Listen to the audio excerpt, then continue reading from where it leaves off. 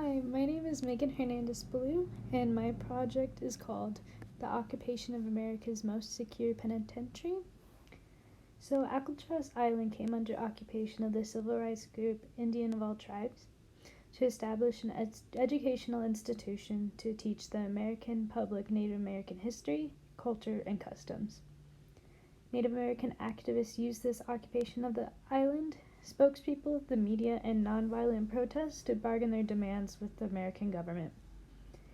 The occupation of Alcatraz was one of many significant events of the Red Power movement. The Red Power movement was a social movement led by Native American college students that used their education to preserve culture, fight for tribal sovereignty, and defend treaty rights and organize protests. So back to the occupation of Alcatraz. So the occupation of Alcatraz happened on November 20th, 1969. And this happened when activist groups Indian of All Tribes landed on Alcatraz Island. The purpose of this protest was to bring light past injustices and contemporary issues that Native Americans have to face. The occupation of Alcatraz is important to the Red Power movement due to how it highlighted reservation life, broken government treaties, and pushed for tribal sovereignty. Something I wanted to look more into was why such a significant movement and event wasn't taught in schools.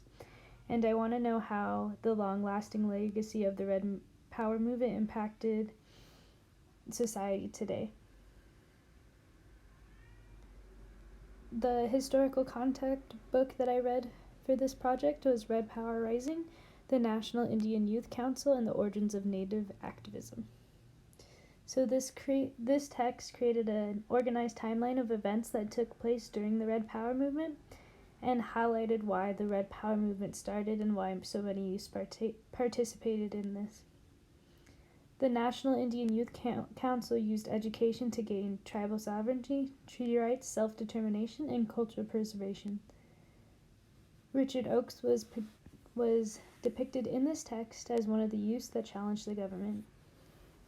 So my bibliographical figure was Richard Oakes, and he was a Mohawk Native activist.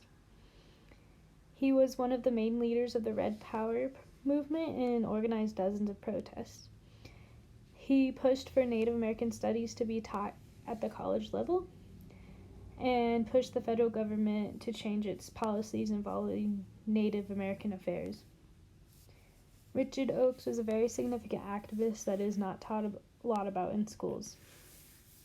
So moving on to my archives, I used the Alcatraz National Archives and the San Francisco Bay Area News Archives to dig deeper in my topic.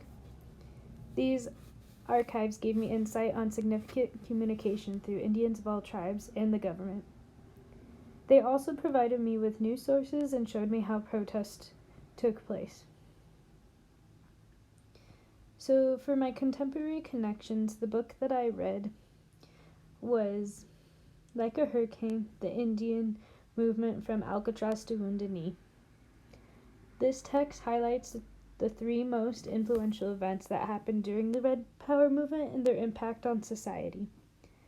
Today, government treaties are still being broken, and many Native Americans are still actively protesting water rights, land rights, and proper compensation from residential schools. So this text actually mentioned Richard Oakes several times throughout the book as a main organizer but not a leader. This is because Oakes didn't want the movement to fall victim to hierarchical ideas, which is the reason for America's downfall, is what they stated in the book. Thank you so much for listening to my presentation, and I hope you enjoyed it.